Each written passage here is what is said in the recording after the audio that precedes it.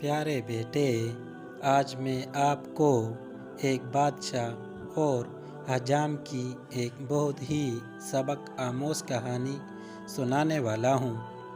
کسی بادشاہ کا ایک عزیز ترین حجام تھا جو روزانہ بادشاہ کے پاس حاضر ہوتا تھا اور 2-3 گھنٹے اس کے ساتھ رہتا تھا۔ اس دوران بادشاہ سلطنت کے امور بھی سر انجام دیتا رہتا اور حجامت اور شیو بھی کرواتا رہتا تھا۔ ایک دن نائی نے بادشاہ سے عرض کیا، حضور، میں وزیر کے مقابلے میں آپ سے زیادہ قریب ہوں، میں آپ کا وفادار بھی ہوں، آپ اس کی جگہ مجھے وزیر کیوں نہیں بنا دیتے؟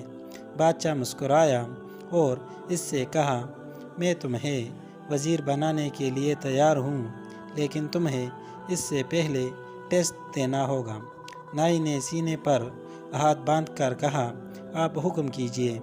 بادشاہ بولا، بندرگاہ پر ایک بحری جہاز آیا ہے، مجھے اس کے بارے میں معلومات لا کر دو۔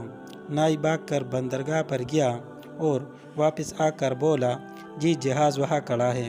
بادشاہ نے پوچھا، یہ جہاز کب آیا؟ نائی دوبارہ سمندر کی طرف بھاگا، واپس آیا اور بتایا، 2 دن پہلے۔ بادشاہ نے کہا، یہ بتاؤ یہ جہاز کہاں سے آیا؟ نائی تیسری بار سمندر کی طرف بھاگا، واپس آیا تو بادشاہ نے پوچھا، جہاز پر کیا لدا ہے؟ نائی چوتھی بار سمندر کی طرف بھاگ کھڑا ہوا۔ قصہ مختصر، نائی شام تک سمندر اور محل کے چکر لگا لگا کر تک گیا۔ اس کے بعد بادشاہ نے وزیر کو بلوایا اور اس سے پوچھا، کیا سمندر پر کوئی جہاز کھڑا ہے؟ وزیر نے ہاتھ باندھ کر عرض کیا، جناب، 2 دن پہلے ایک تجارتی جہاز اٹلی سے ہماری بندرگاہ پر آیا تھا، اس میں جانور، خوراک اور کپڑا لدا ہے، اس کے کپتان کا نام یہ ہے، یہ 6 ماہ میں یہاں پہنچا، یہ 4 دن مزید یہاں ٹھہرے گا اور یہاں سے ایران جائے گا اور وہاں 1 ماہ رکے گا اور اس میں 209 لوگ سوار ہیں، اور میرا مشورہ ہے کہ ہمیں بحری جہازوں پر ٹیکس بڑھا دینا چاہیے۔ بادشاہ یہ سن کر حجام کی طرف دیکھا اور اس سے پوچھا، کیا تمہیں حجام اور وزیر کا فرق معلوم ہوا؟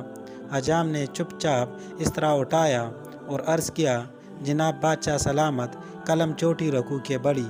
تو پیارے بیٹے، اس کہانی سے آپ نے کیا سبق سیکھا؟ پیارے ابو جان، اس کہانی سے ہمیں یہ سبق ملتا ہے کہ ہر شخص کی اپنی اپنی مہارت ہوتی ہے، جس میں وہ بندہ خوب مہارت رکھتا ہے۔